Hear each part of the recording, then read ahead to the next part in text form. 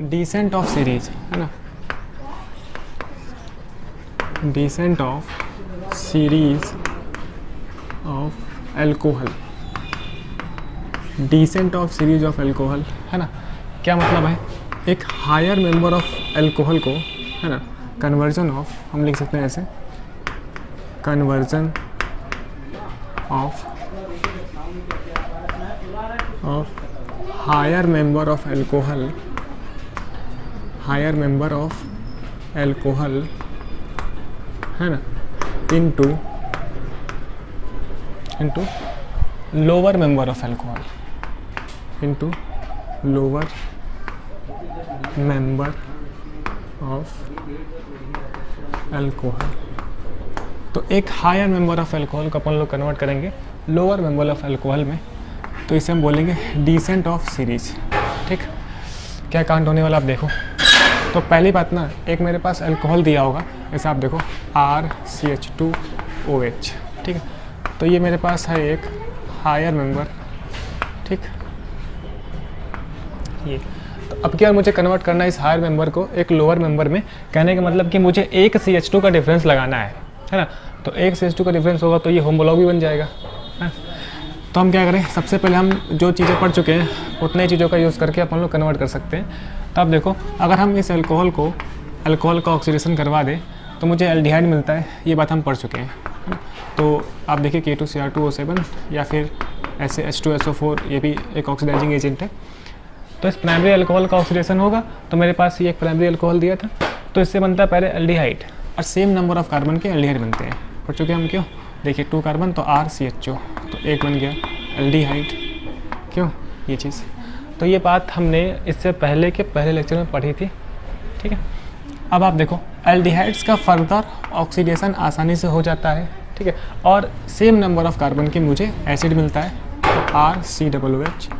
तो ये बन गया सर एक कार्बोक्सिलिक एसिड, क्या बन गया, कार्बोक्सिलिक एसिड है ना, ये चीज़, ठीक।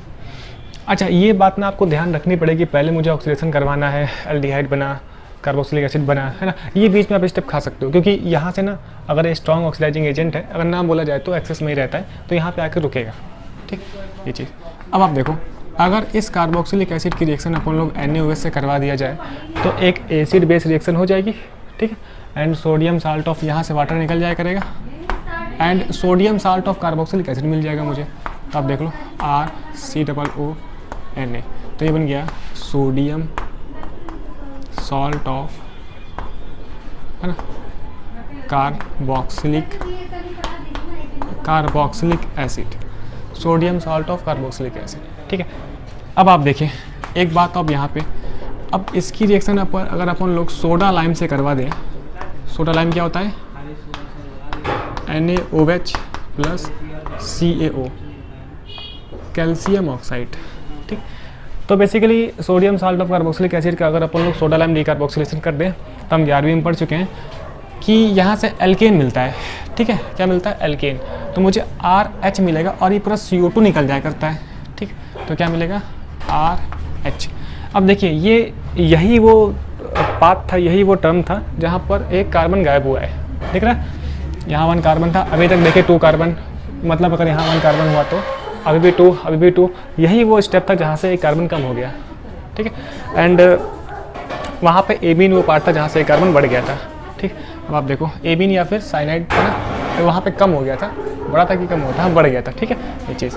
तो ये हो गया सोडा लाइम डीकार्बोक्सिलेशन, जो हम पहले भी पढ़ चुके हैं।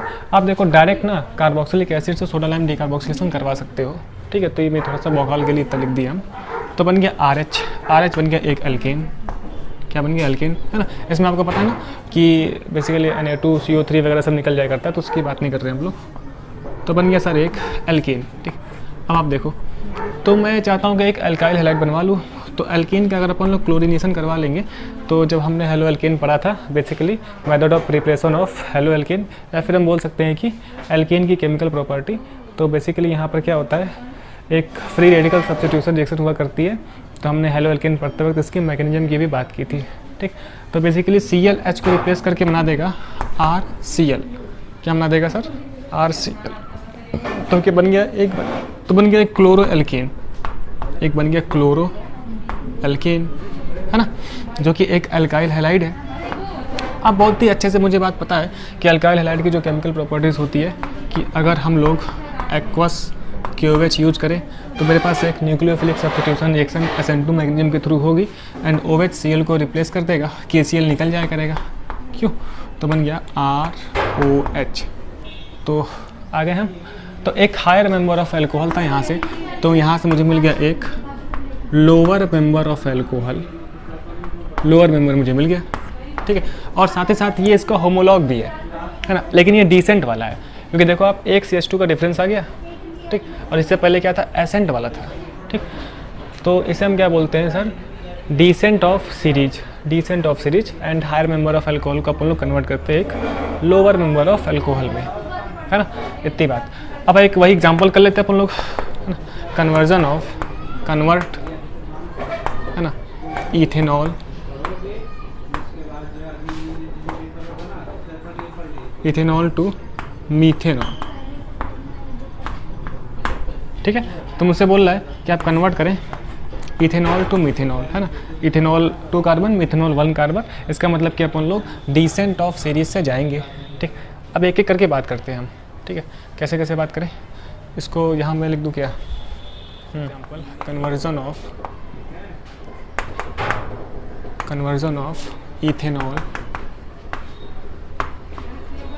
इथेनॉल टू मीथेनॉल, ठीक।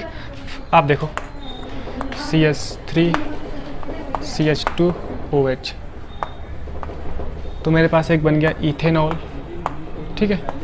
अब सब आप यही काम कर दो, पहले हम करवाएंगे इसका ऑक्सीडेशन, ठीक है। तो ऑक्सीडेशन से बनेगा एक एल्डिहाइड, तो CH3 CHO बन जाएगा एसिड एल्डिहाइड, क्यों, एसिड एल्डिहाइड। एल्डिहाइड्स का फर्दर ऑक्सीडेशन हो जाया करता है तो बनेगा एक कार्बोक्सिलिक एसिड, क्यों, एंड 2 कार्बन का कार्बोक्सिलिक एसिड CH3 COOH, ठीक है। तो इसे मैं बोलता हूँ इथेनोइक एसिड, क्यों, इथेनोइक एसिड, है ना। तो जो काम अपन लोगों ने यहाँ ऊपर किया है वही सेम काम हम यहाँ भी करेंगे, ठीक। तो आप इसको इस स्टेप का गायब भी कर सकते हो, ठीक, लेकिन थोड़ा सा लिख दे, थोड़ा सा लंबा दिखे, है ना, तो थोड़ा मज़ा आएगा यहाँ पे। तो एसिड एल्डिहाइड कन्वर्ट हुआ है किसमें, इथेनोइक एसिड में, जिसका कॉमन नेम क्या है, एसिटिक एसिड, ठीक। अब वही चीज़ है, अगर हम रिएक्शन करवा दे, डायरेक्ट कर सकते हैं अगर हम इसकी रिएक्शन सोडा लाइम डीकार्बोक्सिलेशन, लेकिन उसमें भी पहले क्या होता है, NaOH से रिएक्शन होती है तो मुझे CH3 COONA, है ना, सोडियम एसीटेट मिलता है, पहले मुझे सोडियम एसीटेट मिलता है, क्यों, वही काम कर रहे हैं, कुछ डिफरेंट नहीं है ना, अब आप लोग समझ चुके हो। एंड फिर वही सोडा लाइम डीकार्बोक्सिलेशन, तो सोडा लाइम के साथ रिएक्शन, तो मुझे बन जाएगा एल्केन यानी कि मीथेन, RH, क्या बन गया मीथेन, ठीक है, ये चीज़ आप देख लो। अब इस मीथेन का क्या कराते हैं हम लोग, क्लोरीनेशन, तो बन जाएगा एक क्लोरोमीथेन, क्यों, CH3Cl। अब इस क्लोरोमीथेन को अगर हम लोग वही एक्वस, आ रहा है कि नहीं आ रहा है, ऊपर लिख देता हूँ शायद ना आ रहा हूँ, वही एक्वस KOH दे दूँ, है ना, क्लोरोमीथेन को एक्वस KOH, तो न्यूक्लियोफिलिक सब्स्टिट्यूशन रिएक्शन, एंड बन गया मेरे पास CH3OH मीथेनॉल, ठीक है। तो इस तरीके से हम लोग इथेनॉल को मीथेनॉल में कन्वर्ट कर लिया, ठीक है। तो इसे हम बोलते हैं डिसेंट ऑफ सीरीज, ठीक। चलिए इतना बात हो गया। तो इस तरीके का अपन लोग यूज़ करके पूरा मेथड यूज़ करके अपन लोग कन्वर्ट कर सकते हैं, है ना, ये। अब देखिए, अब एक बात और आती है कि ये तो हमने सीख लिया कि अगर मेरे पास एक हाई मेंबर से लो मेंबर में जाना है, या फिर हम लोग को लो मेंबर से हाई मेंबर में जाना है, तो हो सकता है कि आपके सामने कोई डिफरेंट सवाल दे, है ना, इसको देकर, और मैं क्या बोल रहा हूँ, है ना, एक 3 मेंबर का देके 2 मेंबर में कन्वर्ट करवाना चाहे वो, है ना, या फिर 2 का देके वो फर्स्ट में कन्वर्ट करवाना चाहे, है ना, तो ऐसी बातें हो सकती है, तो उसको आप लोग अब कर लेंगे, ठीक। तो एक बार मैं देख लूँ जरा सब चीज़ें सही हैं कि नहीं, ठीक, सही है। तो अब देखें आप, तो अभी तक हमने क्या पढ़ा, ascent of series and decent of series, ठीक।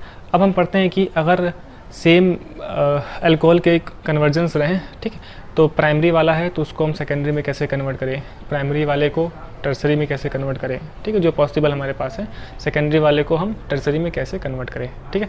तो मुझे क्या देखना है इस वाले कैमरे के लेंस में, ठीक। तो पहले आप इतना नोट कर लें, फिर हम बात करते हैं कि किस तरीके से और आगे ये कन्वर्जेंस है, ठीक है ना। तो पहले आप इसको लिखें